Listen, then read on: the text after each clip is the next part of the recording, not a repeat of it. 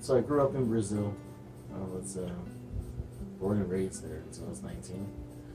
So I did a lot of soccer growing up, and even joined like clubs and stuff to try and play professionally. I was really bad at it, but I played soccer, so I didn't really get into music much. I mean, I always sang. I did karaoke, and I always felt like I had a thing for singing. Haven't died. I choose to hide the pain.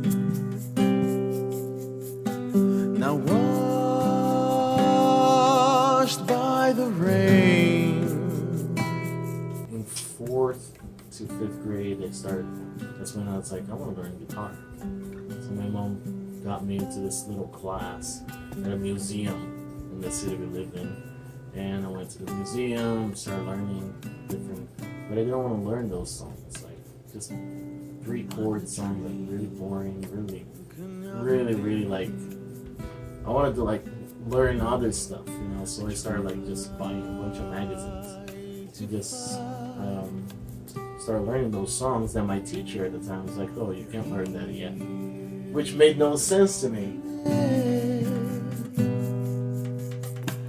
The tears have arrived.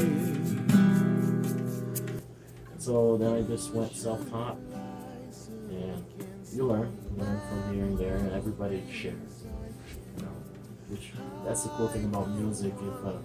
If you really put yourself to it, whoever else knows it, they'll teach you, and you just gotta practice. That's the whole thing with music.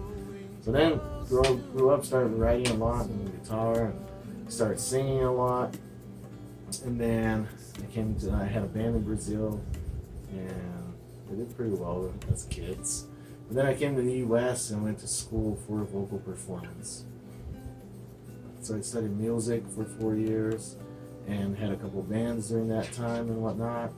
And then I started getting into the drums, really to learn drums and stuff. And played in a band in Tucson, Arizona for about 2.5 years. I was a drummer because we couldn't get a drummer. And I was like, well, I'll be the drummer singer.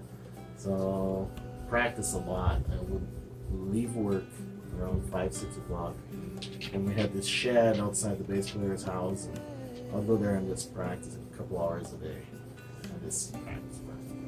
And then it worked, And then I was like, you know what, if you just practice, you get it. Like, if I think too much, I can't write. So I'm messing. My music is very much so, like a good 90% is based upon my divorce, and that's why my songs are so sad in a sense, because it's a sad situation, like a small period of time in which like this whole mountain you built just collapsed, and it's just like, and it's lost. It's something that is lost. So for me, that loss is like huge, and it's not something that will ever come. So it's just like, that's why for me this writing is like sad. Like, and it's not that I try, but it just comes out that way. And many times when I write music, I just click right there my recorder and I just sing it, and the songs usually come out ready. So a lot of people, they're like, oh, your voice is beautiful, or this and that. That song's pretty. And I think there was one guy one time that wrote, and it's like, man, this song is helping me so much through this time that I'm going through right now. And I remember like tearing up like a little baby. I don't know why. But it was just so genuine what he was saying. He wrote this big text, and I was just reading there with the band, and I wrote those lyrics, and I'm just like, I wasn't even thinking about affecting anybody, which I don't, because it's just me exposing my feelings and what's going on. And so I used to live in Santee, California, and there was a guy, he has leukemia. He's had it for years and years and years, and he even has like a pump inside of him with morphine. So it's like intense. And it's this Jewish guy, little mustache. And he's very proud of being Jewish, but he's a Christian Jewish. And he's a great guy, great guy.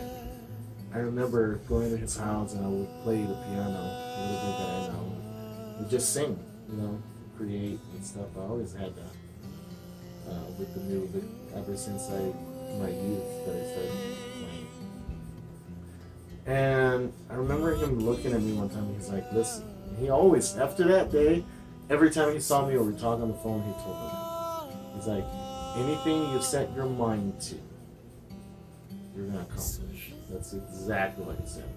If you set your mind to it, you're gonna accomplish. And that just always stuck to me. And it's so hard sometimes because I doubt myself a lot. That's why R&Z's been waiting for so long. Because I just doubt that I can do this by myself. I always feel like I need somebody's help. And it's not out of modesty, but it's just like, it's nice to have somebody else's opinion and what they think, but then at the same time, sometimes I do something and I'm like, "Oh, this is beautiful to me," and somebody's like, "I don't like it," and you're just like, "Why am I even playing the game?" So, but that was it. Whatever you set your mind to, you're gonna accomplish. That's what he told me. Just set your mind to it. And then I'm living here in this little studio. Some guy just moved downstairs with his wife. He's an old Russian guy. And at first, he hated being there because my dogs, they walk around, make noise, whatever. But then he started warming up, and he loves the dogs now, brings them fish and whatnot. But the cool thing is, I was playing guitar one day here, and he came up here. He's like, "Man, this is what you're supposed to be doing. Because I've been working so much, he always sees that I'm not here. I'm always at work. Either I'm working at night, I'm working during the day. And he's like, "You got to stop all that you're doing. This is what you're supposed to do." And that really stuck to me. Another thing brought back Mr. Millsberg, from California. I'm just like, man, maybe there is something here that maybe I don't see because I don't feel like I am. Like you say, "Hey, I want to interview you." I'm like, who am I? Who am I to be interviewed? But it's very humbling, and I'm glad that if I die tomorrow, at least you have some sort of story about me.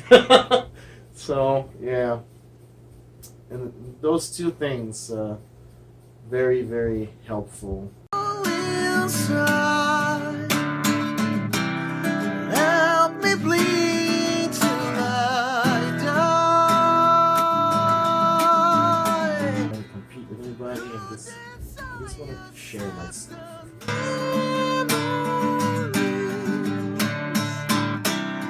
Let me bleed till I die. It's very nice to know that something you created has touched somebody, because it's so deep it's from very deep. Let me bleed.